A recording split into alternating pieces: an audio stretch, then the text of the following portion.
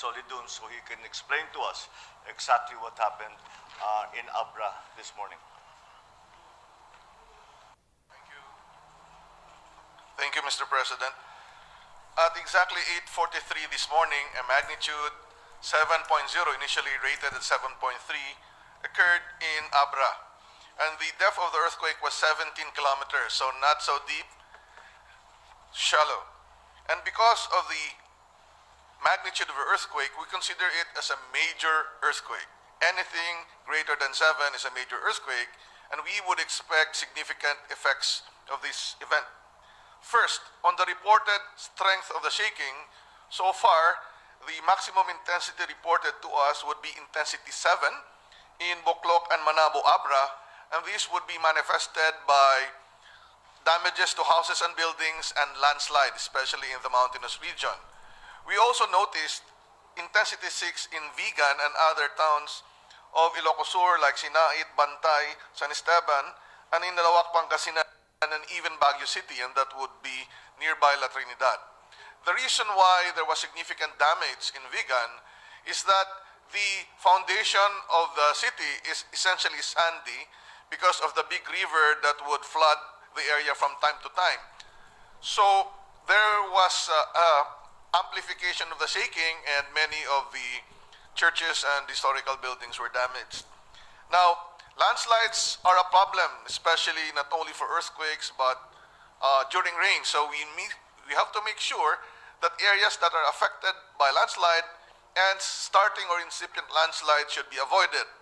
Towns should actually investigate houses and buildings that were damaged to see if they can still be usable, and even those that don't have very obvious damage. So this will be the work po ng mga local engineer. There was a reported unusual wave in the coastal areas of La Union and Ilocos. This was not a tsunami po, no? Because a tsunami would be very high waves because of the uplift of the ocean floor due to an earthquake in the ocean.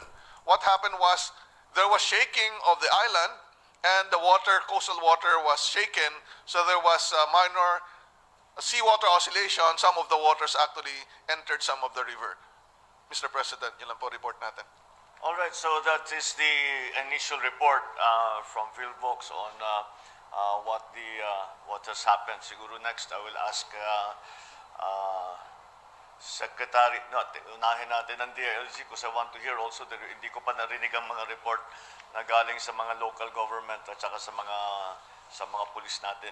So maybe Sec Benher, you can brief us on what they have reported to you. Magandang hapon po, Mr. President, at sa lahat po ng mga nanonood, nakikinig po ngayon. Ito pong mga data na ito po'y kinumpile po natin. Ito'y galing sa mga local chief executives ng mga LGUs, and of course, galing sa PNP at galing sa mga FAR. Cross-reference po namin ito nang sa ganoon ay talagang ito'y exact po at tama. Ang affected regions po ay 1, 2, and CAR. 15 provinces are affected, 15 cities, 280 municipalities, 6,756 barangays.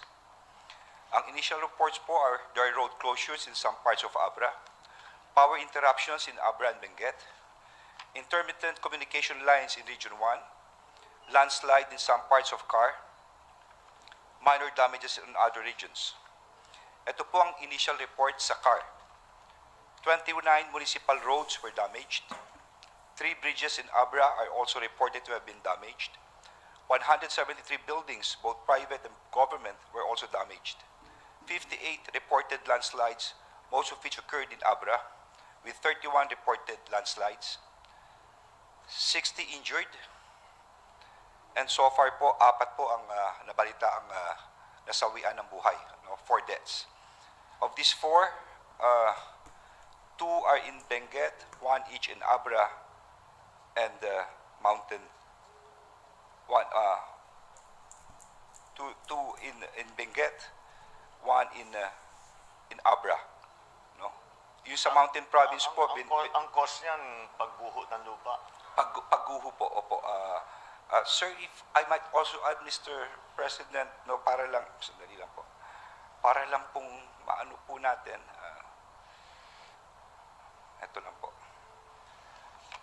Karamihan kasi pagguho eh. Okay. Yung unang casualty sa La Trinidad, natabunan ng lupa. Mukhang ganun din eh, kasi doon sa mga highland areas, ano yung lupa. Yes, sir. Talagang, Mga lupa po. umuurong.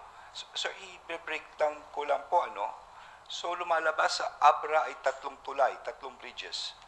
Sa buildings, ito lang iaano ko lang, sa Baguio, 33 were affected. Tapos 59 dito po sa Abra. Sa Apayao, 2. Tapos sa Benguet, 62. Pagkatapos po sa Kalinga, 7. And then sa Mountain Province 10 po. No? That's a total of 173. And of course, ang pinakamaraming landslide reported ay dito po sa Abra with 31. No? Ang mga injured po, pinakamarami din po sa Abra, sir, at 44. No? At yun po ang report po namin.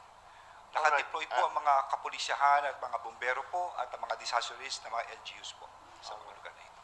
Thank you, Yes, Sec. sir. Benhur. Itutuloy ko na lang sa dahil naumpisahan na ni Sec. Benhur yung report sa mga sa mga daan.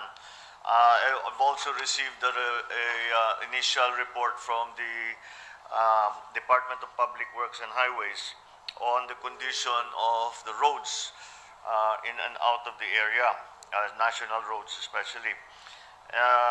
Sa Cannon Road is presently not passable.